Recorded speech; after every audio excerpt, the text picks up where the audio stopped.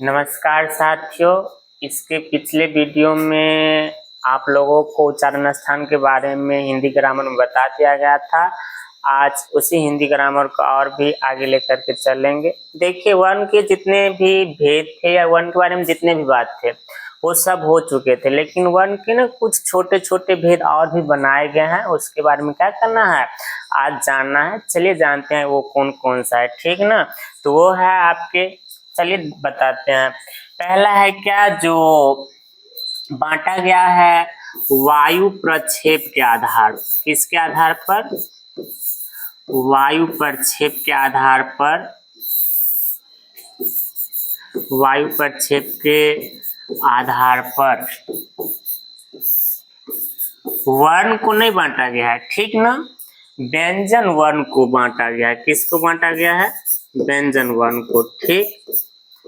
तो वायु प्रक्षेप के आधार पर किसको बांटा गया है? व्यंजन वर्ण के। किसको बांटा गया है? व्यंजन वर्ण को बांटा गया है, ठीक ना। ध्यान रखिएगा, व्यंजन वर्ण के 3 भेद होते हैं, ठीक ना। स्पर्श व्यंजन वर्ण, अंतःस्थ व्यंजन वर्ण और ऊष्म व्यंजन वर्ण। जबकि वायु प्रक्षेप क्या हुआ? जिस भी अक्षर को बोलने में कितनी हवाएं हमारे मुंह से निकलते हैं या किस वर्ण को बोलने में कितना शक्ति या बल लगता है, इसको ही क्या कहते हैं? वायु प्रक्षेप। मतलब किसी वर्ण को बोलेंगे और उसको बोलने में हमें जितना भी शक्ति लगता है और हमारे मुंह से जितने भी हवाएं निकलती हैं उसी को क्या कहते हैं? वायु प्रक्षेप कहते हैं, ठीक ना। तो इसके आधार पर ना व्यंजन वर्ण को 2 भागों में बांटा गया है। कितने भागों में? 2 भागों में।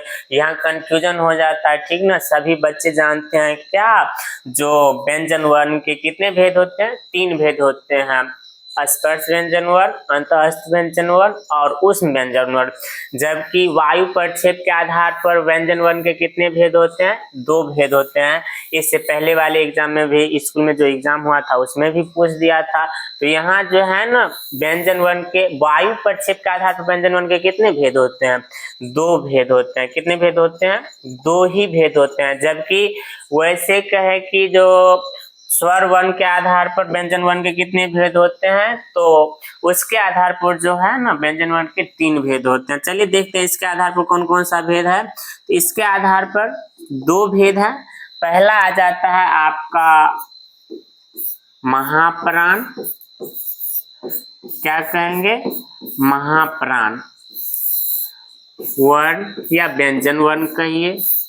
उसके बाद आपका आ जाता है अल्प प्राण, ठीक ना। अल्प प्राण वर्ण या अल्प प्राण व्यंजन वर्ण। चूंकि व्यंजन वर्ण को ही बांटा गया है तो इसको महाप्राण व्यंजन वर्ण कहिए, फिर इसको अल्प प्राण व्यंजन वर्ण कह सकते हैं, ठीक ना। तो वायु प्रक्षेप के आधार पर व्यंजन वर्ण के कितने भेद हैं? 2 भेद हैं। पहला महाप्राण वर्ण और दूसरा क्या है? अल्प प्राण बांटा गया, ठीक ना। अल्प प्राण में महाप्राण और अल्प प्राण में किसके आधार पर? वायु प्रक्षेप के आधार पर। मतलब किसको बोलने में कितना समय लगता है या किसको बोलने में कितनी हवाएं हमारे मुंह के बाहर आते हैं, यही है। जिसको बोलने में कितना समय लगता है इसके आधार पर कितने भेद होते हैं? 2 भेद होते हैं। जानते हैं आप महाप्राण को? ये महाप्राण क्या होता है, ठीक ना। देखिए, महाप्राण वर्ण। अच्छा, एक बात बताइएगा, तो ऐसे कितने अक्षर है जिसके अंग्रेजी लिखने पर हमें एच आता है? जैसे बचपन में हर कोई सीखे होइएगा ना कि जो के से क होता है, फिर के एच से ख होता है, जी से ग होता है, जी एच से घ होता है, एन जी से अंग होता है। तो ऐसे कितने अक्षर होंगे जिसके अंग्रेजी में एच आता है? देखिए, जैसे इसके अंत में कौन सा है? बोले तो के एच से ख, इसके अंत में एच है, फिर इसके अंत में भी क्या है? एच है। तो ध्यान रखिएगा, फिर इसके बाद हम चौथा लिखेंगे तो उसमें भी एच आएगा। तो जिस जिस भी अक्षर के अंत में अंग्रेजी के जब लिखते हैं उसको, तो अंग्रेजी लिखने पर जिस जिस के अंत में क्या आता है? एच आता है उन सब वर्ण को क्या कहते हैं, महाप्राण वर्ण, या वे सभी वर्ण क्या होते हैं, महाप्राण वर्ण होते हैं। तो ये पहचानने का एक साधारण सा तरीका है कि जिस भी अक्षर के अंग्रेजी के अंत में कौन से आते हैं वर्ण, मतलब लेटर एच आता है, तो वे सभी वर्ण कौन सा वर्ण होता है, महाप्राण वर्ण। कौन सा वर्ण होता है, महाप्राण होता है। तो ये केवल क ख में ही नहीं, फिर उससे आगे हम लिखेंगे तो सी एच से च होगा, सी डबल एस से छ होगा, जे से ज, जेड से झ होता है, फिर वाई एन से यहाँ हो जाता है, ऐसे करके, ठीक ना। तो ये हुआ, ध्यान यहाँ रखना है, आगे भी बताते हैं। जो एच सी मतलब च के अंत में भी एच है, लेकिन च महाप्राण नहीं होता है, ठीक ना, ऐसा आगे बताएंगे अभी। तो जिस जिस भी अक्षर के अंग्रेजी के अंत में क्या होते हैं, एच होते हैं, वो क्या होता है, महाप्राण वर्ण।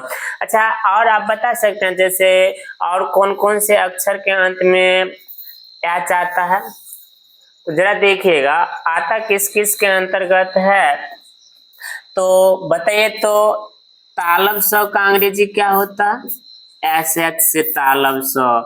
फिर मूर्धन्य स का अंतिम में क्या होता है, इसका भी एस एच होता है, ठीक ना। उसके बाद एक ह है, उसका तो अंग्रेजी क्या है, एच हइये है, ठीक ना। तो चूंकि इन सब अक्षरों के अंत में क्या आता है, एच आ जाता है, इसलिए क्या होता है, ये महाप्राण वर्ण होते हैं। लेकिन ये कोई परिभाषा नहीं है, पहचानने का एक तरीका है। तो क्या कहिएगा, तो बताइए। तो क ख ऐसे करके आप स्पर्श व्यंजन वर्ण पढ़े होइएगा, तो उसको क वर्ग कहते हैं, च वर्ग कहते हैं, ट वर्ग कहते हैं, त वर्ग होता है, प वर्ग होता है। तो ऐसे जब लिखेगा ना, तो जरा गौर करिएगा। तो ये रहा आपका के से क, के एच से ख, ठीक ना। यहाँ थोड़ा सा मिटा के आगे अथी करते हैं, ठीक।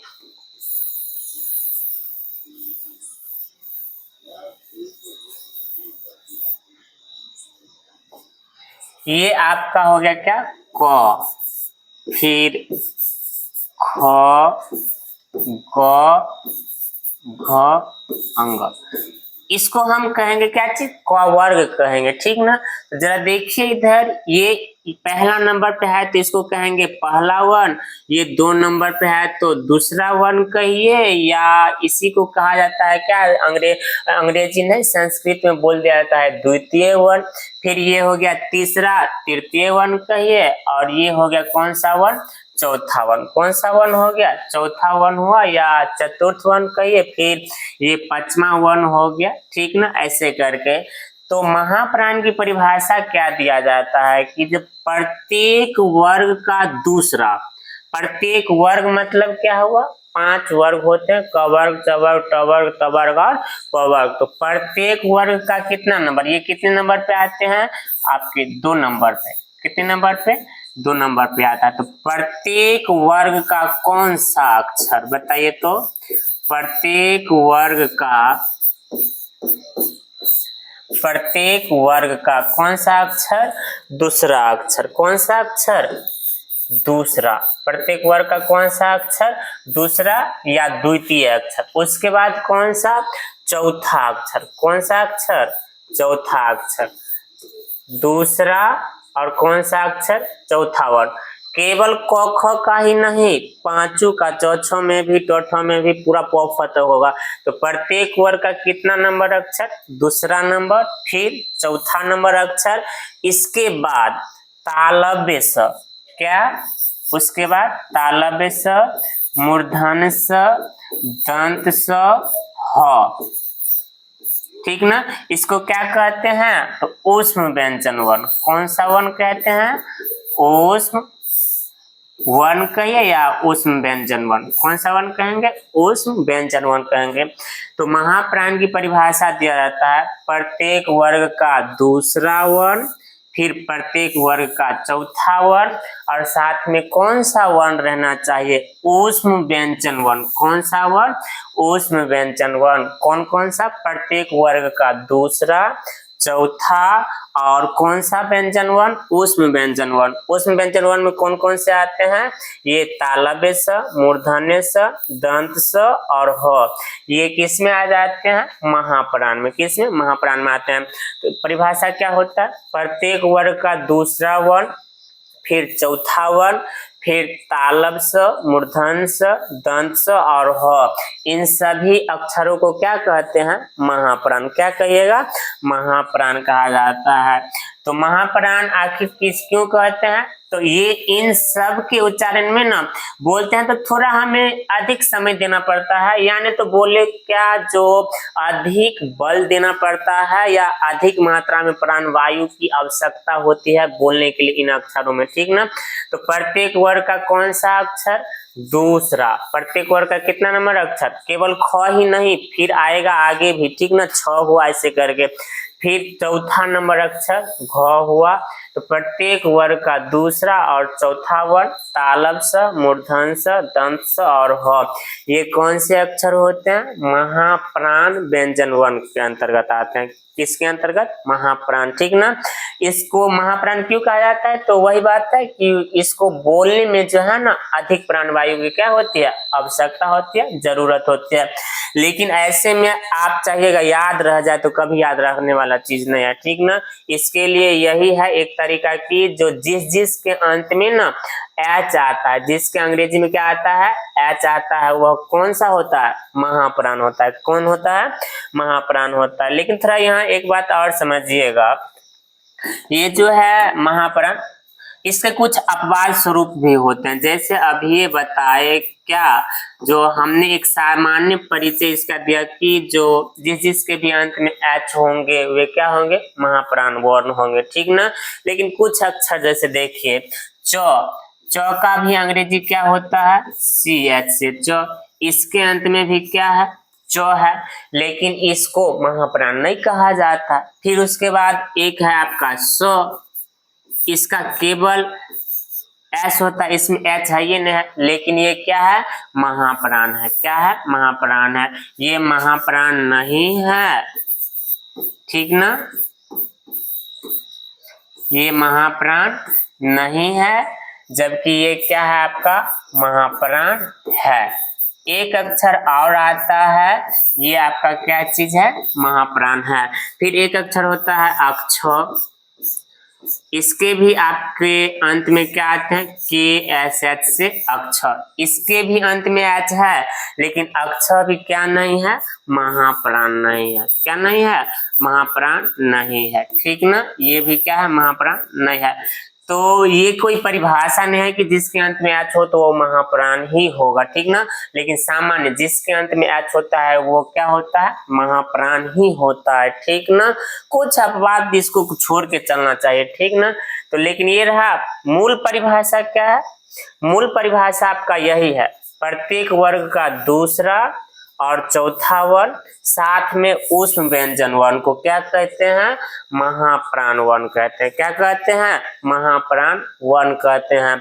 इसको छोड़ के बाकी आपको जितना बच गया व्यंजन वर्ण, कौन सा वर्ण, व्यंजन वर्ण, जो भी बच गए हैं व्यंजन वर्ण, तो व्यंजन वर्ण की कुल संख्या कितनी होती है, 33 होते हैं। कितने होते हैं, 33। तो इन सब को छोड़ करके बाकी जितना बच गया बताइए। तो अब जैसे हम कहते हैं अल्प प्राण के बारे में, ठीक ना, तो एक हुआ आपका महाप्राण और दूसरा क्या है, अल्प प्राण।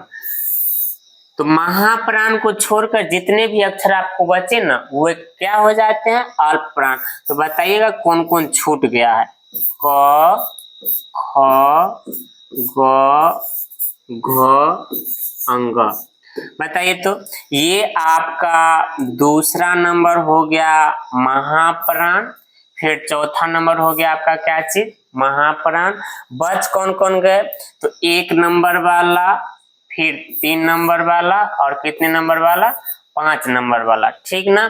तो अल्प प्राण जो है प्रत्येक वर्ग का कितना नंबर अक्षर, तो इसे कहते हैं प्रत्येक वर्ग का कितना नंबर, प्रत्येक वर्ग का पहला अक्षर। प्रत्येक वर्ग का कौन सा अक्षर, पहला अक्षर।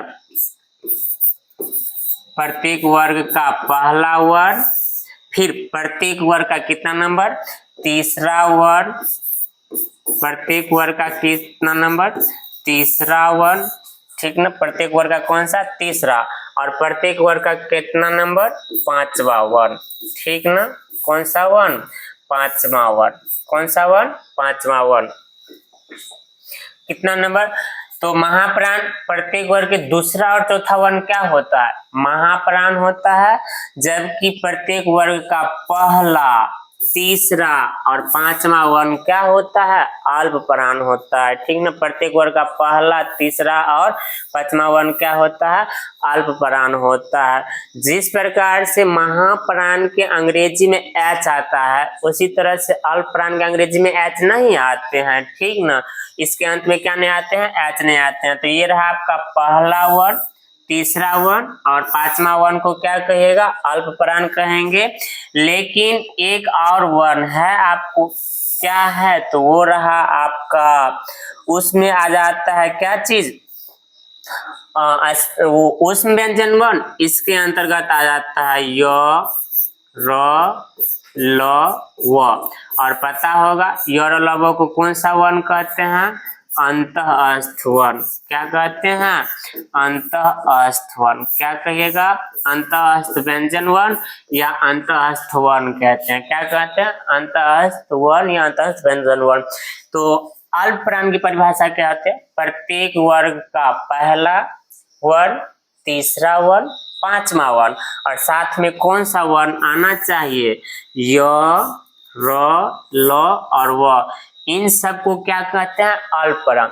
जिस तरह से महाप्राण के उच्चारण में अधिक प्राणवायु की आवश्यकता होती है, उसी तरह इसको बोलने में ज्यादा दिक्कतें, मतलब ज्यादा परेशानी नहीं होता है, बस नॉर्मली हम क्या कर सकते हैं, बोल सकते हैं। तो इसमें कम मात्रा में प्राणवायु की आवश्यकता होती है, या कह सकते हैं अल्प मात्रा में क्या होता है, प्राणवायु की आवश्यकता होती है।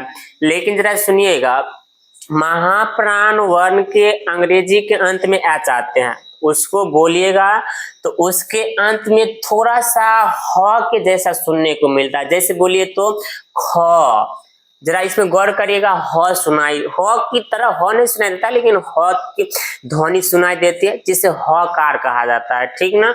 इसको बोलिएगा ख, इसको बोलिएगा घ, इसमें थोड़ा सा देखिएगा ना तो अनुभव कीजिएगा तो ह के जैसा सुनाई देता है। क्यों, तो इसके अंत में क्या होते हैं, एच, इसमें ह थोड़ा सा शामिल होता है। तो महाप्राण वर्ण के उच्चारण में कौन सी ध्वनि सुनाई देती है, हकार, मतलब ह के जैसी ध्वनि सुनाई देती है, ठीक ना। लेकिन अल्प प्राण के साथ ऐसा कोई बात नहीं है, इसके साथ कोई भी ध्वनि सुनाई नहीं देती है, ठीक ना। तो जिसके पहचानने का एक सामान्य तरीका है, जिसके भी अंत में एच होगा वो महाप्राण होगा, और बाकी जो छूट गया वो क्या होगा, अल्प प्राण होगा। तो ये था क्या चीज, वायु प्रक्षेप के आधार पर व्यंजन वर्ण के भेद कितने हुए, दो भेद हैं, ठीक ना, कौन, महाप्राण और अल्प प्राण हुए, ठीक ना। इसके बाद और भी बांटा गया है, चलिए आगे बढ़ते हैं, ठीक ना। एक और आता है क्या चीज, जो स्वर तंत्री में, किसमें, स्वर तंत्री में,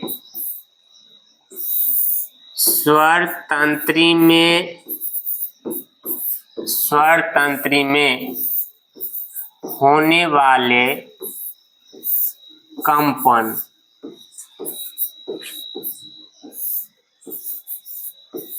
के आधार पर, स्वर तंत्री में होने वाले कंपन के आधार पर वर्ण के भेद, वर्ण के भेद। अब ध्यान रखिएगा थोड़ा सा, ठीक ना। तो वर्ण पूछे तो वर्ण का भेद दो ही होता है, एक स्वर वर्ण और एक व्यंजन वर्ण होता है, ठीक ना। ध्यान रखिएगा, वायु प्रक्षेप के आधार पर व्यंजन वर्ण को बांटा गया है, जबकि स्वर तंत्री में होने वाले कंपन के आधार पर कितने भेद में, वर्ण को, केवल वर्ण को बांटा गया है। किसको बांटा गया है, केवल वर्ण को बांटा गया, न कि व्यंजन वर्ण। इसके अंतर्गत व्यंजन वर्ण भी है और स्वर वर्ण दोनों है। तो इसके आधार पर दो है, कंफ्यूजन में नहीं रहिएगा, नहीं तो दिक्कत हो जाते रहता है, ठीक ना। तो स्वर तंत्री, स्वर तंत्री जैसे हुआ कि वायु प्रक्षेप में कितनी मात्रा में वायु निकलती है, कितना शक्ति लगता है, ये सब था स्वर तंत्री। इसका मतलब है कि जो हम किस किस वर्ण को बोलते हैं तो जिसको उसको बोलने में हमारे मुंह के अंदर कंपन होता है, मतलब थरथराहट आती है, ठीक ना।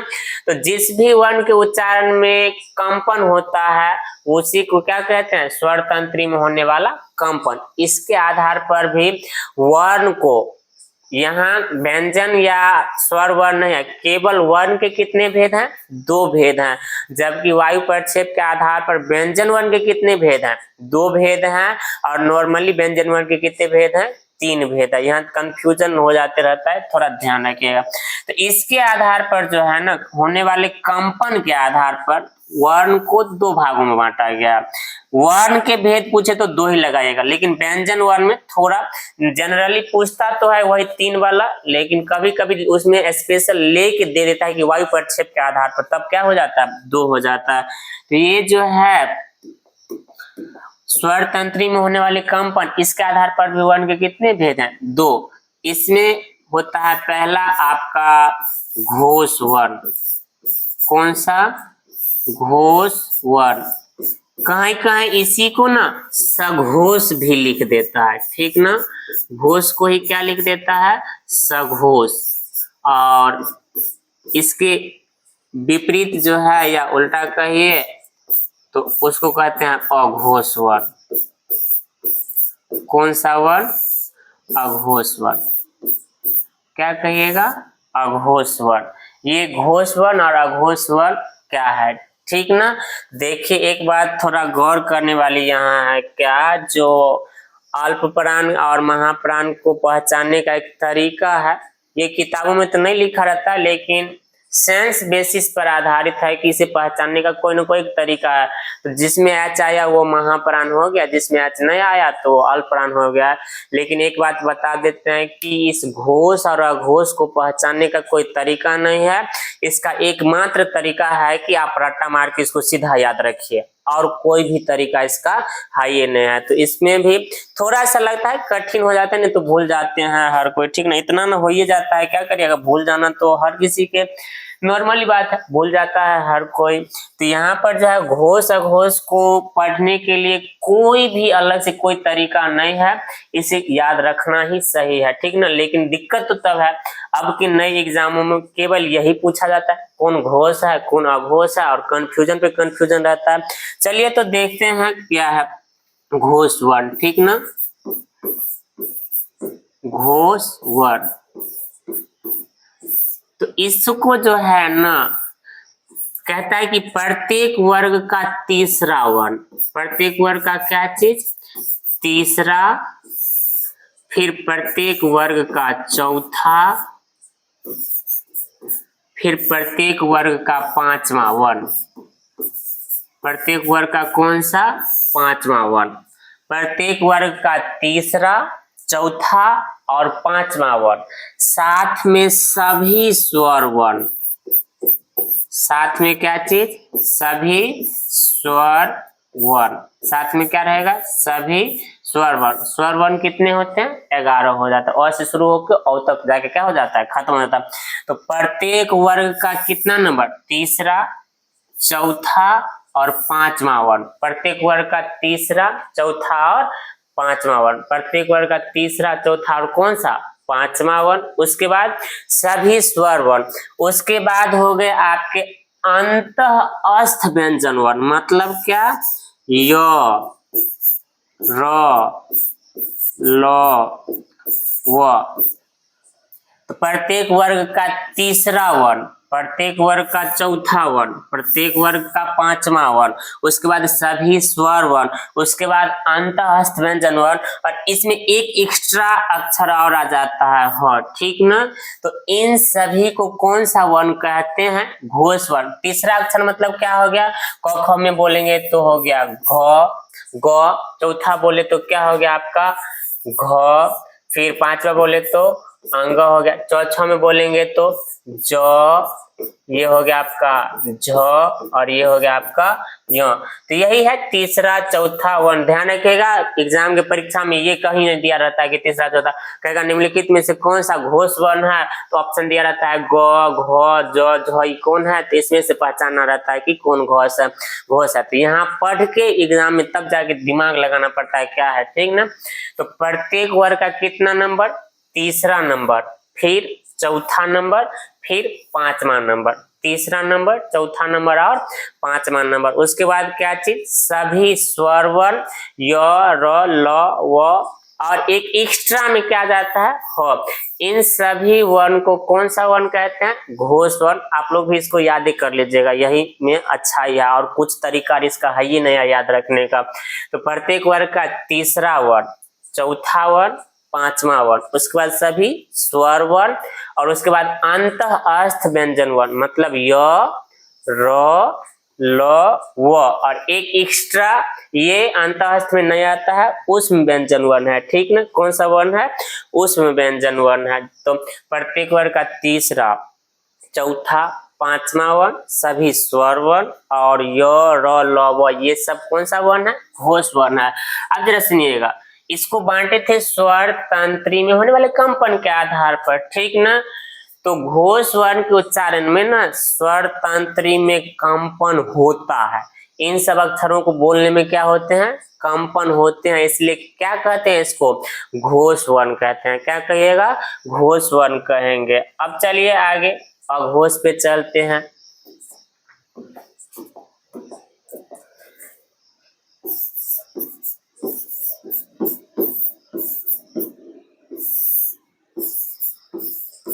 अघोष वर्ण, तो घोष के अलावा जितने भी आपके वर्ण बच गए हैं, स्वर वर्ण और व्यंजन वर्ण, ठीक ना, जितने भी स्वर वर्ण और व्यंजन वर्ण बच गए हैं वो क्या हो जाता है, अघोष वर्ण। बताइएगा अघोष वर्ण, घोष में गया तीसरा वर्ण, चौथा वर्ण और पांचवा वर्ण। तो इसमें क्या आएगा, पहला वर्ण। प्रत्येक वर्ग का कौन सा, पहला।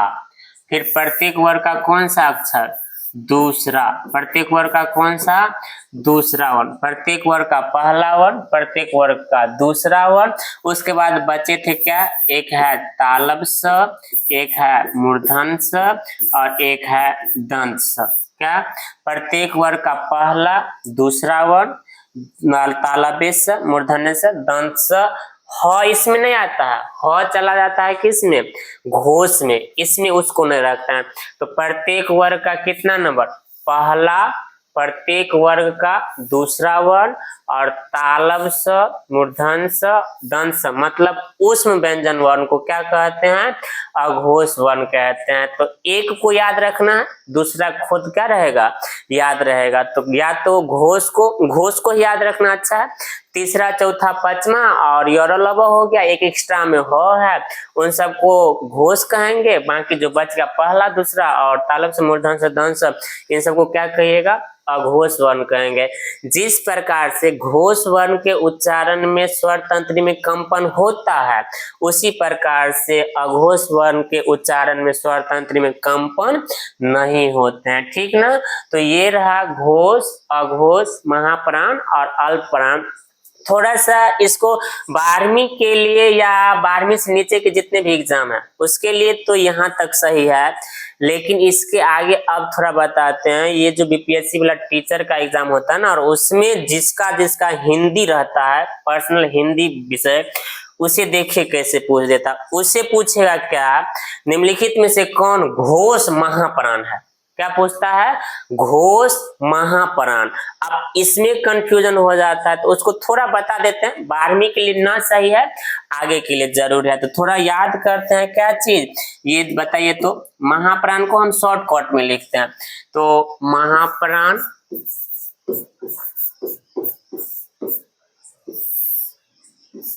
फिर हुआ आपका अल्पप्राण,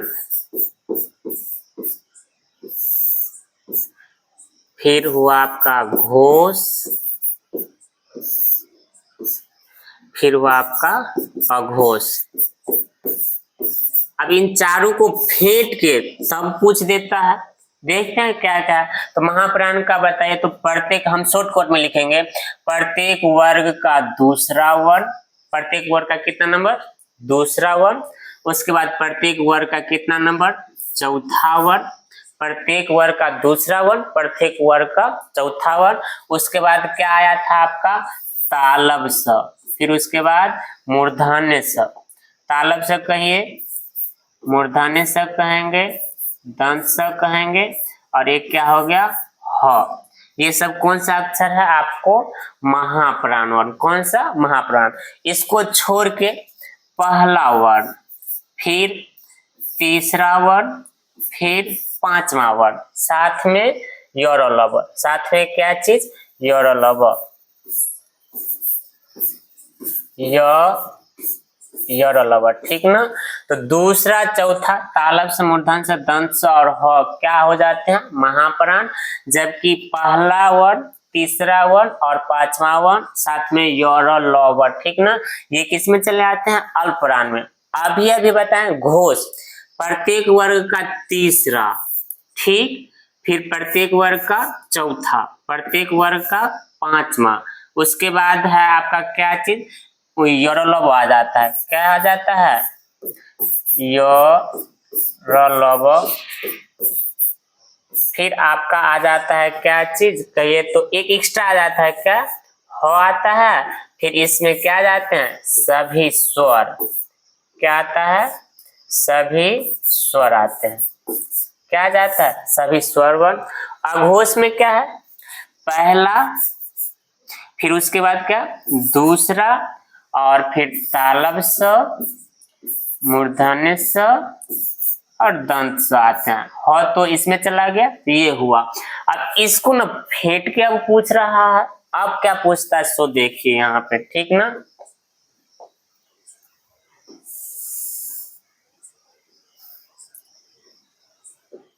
अब यहाँ क्या करता है,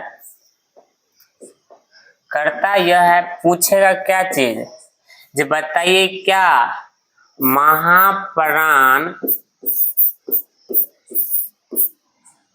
महाप्राण घोष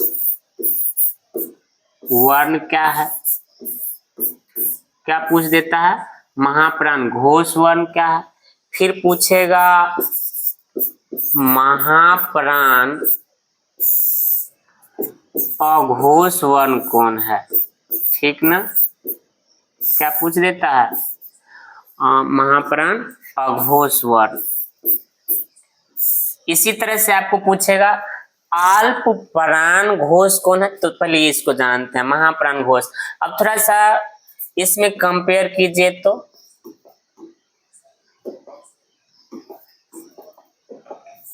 महाप्राण कहता है और घोष कहता है, खोजिए महाप्राण और घोष में कौन सा है जो कॉमन हो रहा है। तो प्रत्येक वर्ग का जो है,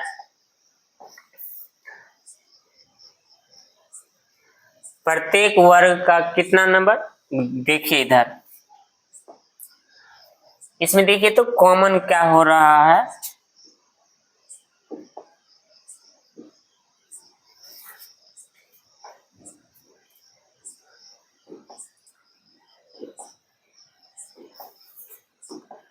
देखिएगा थोड़ा सा इधर,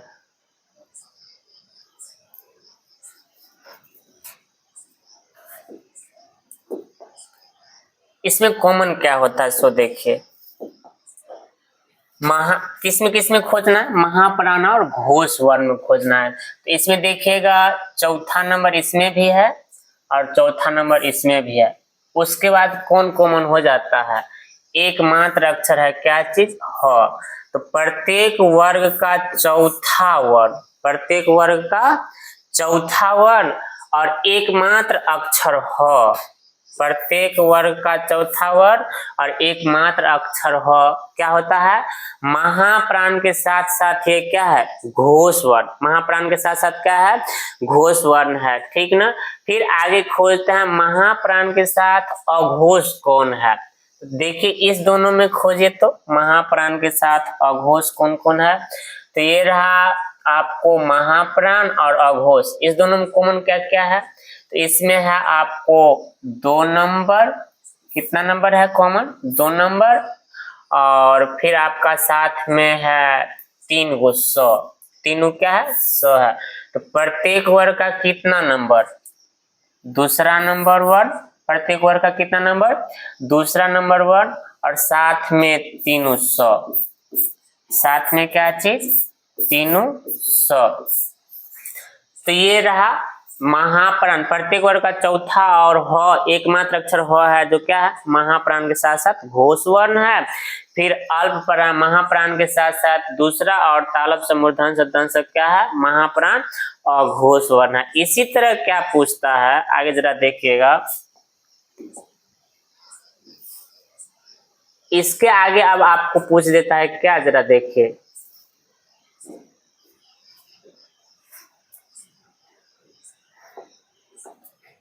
इसी के साथ आपको पूछ देता है क्या, जो अल्पप्राण घोष कौन है, क्या अल्पप्राण घोष। फिर पूछता है अल्पप्राण के साथ साथ अघोष कौन है,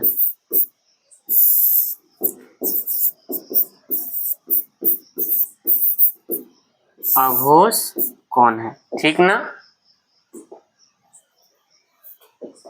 तो चलिए खोजते हैं, अल्पप्राण के साथ साथ खोजना। तो देखिए, तो अल्पप्राण और घोष में कॉमन कौन कौन है, अल्पप्राण हो गया और घोष, एक हुआ आपका 3 नंबर, तीसरा नंबर हो गए, और एक हुआ आपका कितना नंबर 5 नंबर, और साथ में यौरलव भी है, तो यौरलव भी हुआ आपका तीसरा वर्ण, साथ में आपका 5वां वर्ण, साथ में अंतःस्थ बोल सकते हैं इसको, यौरलव, क्या कहेगा यौरलव, ये रहा अंतःस्थ। तो प्रत्येक वर्ग का तीसरा वर्ण, 5वां वर्ण और यौरलव, इन सभी वर्णों को कौन सा कहेगा, अल्पप्राण के साथ साथ क्या है यह घोष वर्ण है। अब खोजते हैं क्या चीज, जो अल्पप्राण के साथ साथ अघोष कौन है। इन दोनों में कॉमन क्या है, इन दोनों में कॉमन देखिए तो अल्पप्राण के साथ क्या होना चाहिए अघोष। तो 1 नंबर हो गया आपका, इसमें भी 1 नंबर है, उसके बाद और कोई अक्षर है नहीं है। तो प्रत्येक वर्ग का पहला वर्ण, प्रत्येक वर्ग का कितना नंबर, पहला वर्ण जो है क्या है अल्पप्राण के साथ साथ अघोष वर्ण है। अब जरा सुनिए, इतना याद रखना किसी विद्यार्थी के बस के बात नहीं है, ठीक ना, कुछ भी नहीं है। आप महाप्राण, अल्पप्राण, घोष, अघोष, बस इसमें भी केवल एक महाप्राण को याद रखिए तो आपको उसके विपरीत अल्पप्राण याद रहेंगे, घोष को याद रखिए तो फिर आपको अघोष याद रहेगा। और ये कुछ एक्स्ट्रा नहीं पूछा गया है और ये कोई नया पढ़ाई भी नहीं है, ठीक ना, यह बस दिमाग चेक करता है कि जो कौन सा बच्चा कितना दिमाग लगा पाता है, बस इतना सा और कुछ नहीं। इसके लिए जरूरत है, जैसे हम यहाँ बनाए हैं, हमको भी डायरेक्ट कहेगा तो हम भी नहीं बना पाएंगे, ठीक ना, बिना दिमाग का कभी हो भी नहीं करेगा बनाना। तो यही हो जाता है, यहाँ पर लिख के पहले आपको अल्पप्राण, महाप्राण और घोष अघोष मालूम होना चाहिए, तब ये आ जाएगा, ठीक ना। तो धन्यवाद, फिर इसके अगले वीडियो में मिलते हैं, अभी वर्ण को ही और आगे बढ़ाना है।